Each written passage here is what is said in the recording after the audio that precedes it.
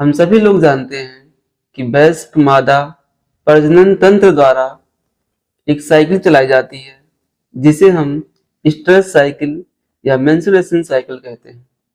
Stress cycle या menstruation cycle ये cycle मादा प्रजनन तंत्र द्वारा संचालित किए जाते हैं।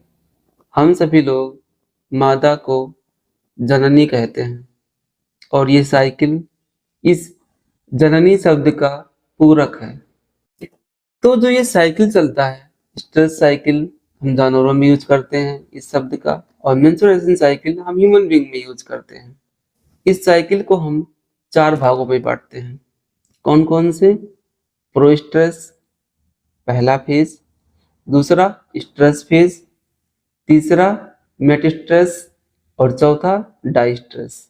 यानी जो स्ट्रेस है उसको 4 भागों में बांट दिया गया। तो स्ट्रेस साइकिल का जो पहला फेज है यानी प्रारंभिक फेज, जिसको हम प्रोस्ट्रेस कहते हैं, इसका जो तेज होता है चलने का वो 2 से 3 दिन का होता है। ये कौन सा फेज होता है? प्रारंभिक फेज। इसमें क्या होता है? तैयारी होती है। इसको प्रिपरेशन फेज भी कहते हैं, जिसमें तैयारी चल रही होती है। किसकी तैयारी? अंडे को बनाने की और उसको मैच्योर करने की। यानी जो फॉलिकल होता है उसको तैयार कर रहा है, प्रिपेयर कर रहा है, बना रहा है। कौन सा फेज है वो फेज है प्रोस्ट्रेस।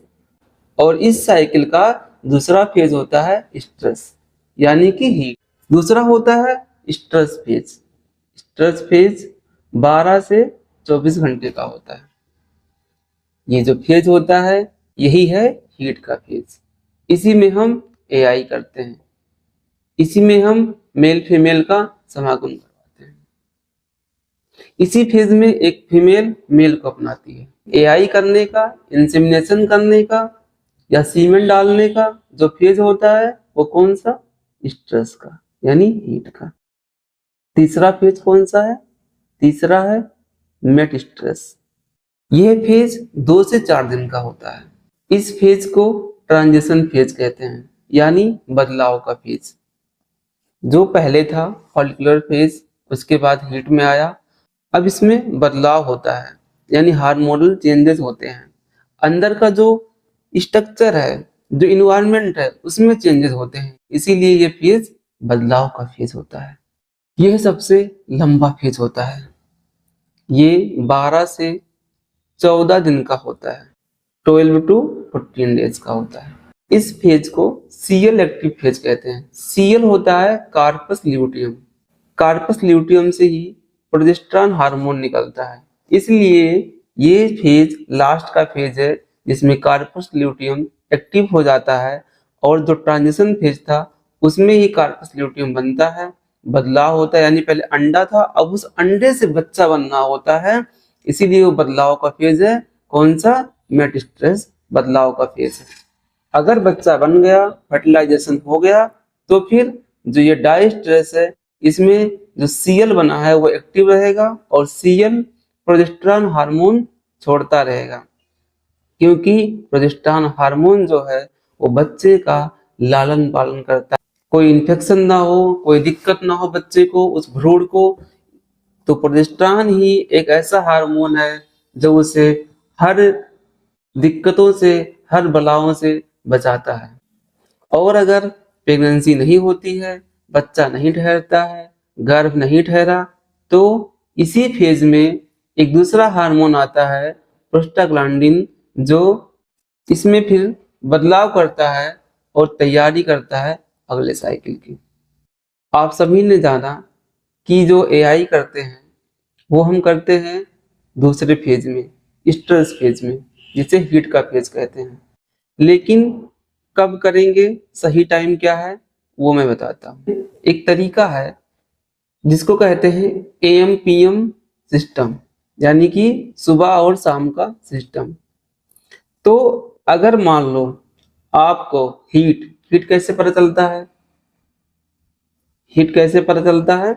जब वो चिल्लाने लगती है भैंस या गाय, आवाज करती हैं, बार बार पेशाब करती हैं। और सबसे अच्छा जो लक्षण होता है वो डिस्चार्ज होता है। अगर एकदम पतला ट्रांसपेरेंट यानी इस पार से उस पार दिख जाए, एकदम पारदर्शी, एकदम सफेद डिस्चार्ज है तो सबसे अच्छा लक्षण है वो हीट का। अगर ऐसा डिस्चार्ज आपके जानवर में आप सभी को दिखाई देता है तो वो दिखने के बाद यानी उससे 12 घंटा बाद कराना चाहिए। यानी कि मान लो अगर वो चीज आपको शाम को 4 से 8 बजे के बीच में दिखाई दिया तो एआई कब करवाओगे आप? तो एआई आप अगले सुबह 6 से 10 के बीच में कराओगे। अगर शाम को 4 से 8 के बीच में आपको ये चीज दिखाई दिया तो आप अगली सुबह 6 से 10 के बीच में एआई करवाओगे। हर हाल में करवा लेना है जब बेस्ट टाइम होता है। ऐसे ही अगर सुबह आपको 6 से 10 के बीच में दिखाई देता है तो आप एआई शाम को 4 से 8 के बीच में करवाओगे। अगर सुबह 6 से 10 में दिखाई देता है तो आप शाम को 4 से 8 के बीच में एआई करवाओगे। ये सही टाइम होता है। इस समय में गर्भधारण का 100% चांस होता है अगर सब कुछ सही है तो आप लोग एआई सही टाइम से करवाएं और आप सुबह शाम अपने जानवर पे निगरानी रखें हीट को डिटेक्ट करने के लिए, जानने के लिए।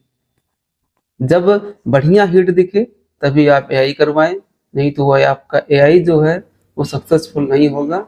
इस बात का विशेष ध्यान रखें, टाइम का विशेष ध्यान रखें। समय अनमोल है हमारे लिए भी, उसके लिए भी और जिंदगी के लिए भी। अगले वीडियो में हम जानेंगे कि किस फेज में कौन सा हार्मोन एक्टिव होता है और किस हार्मोन का क्या काम होता है।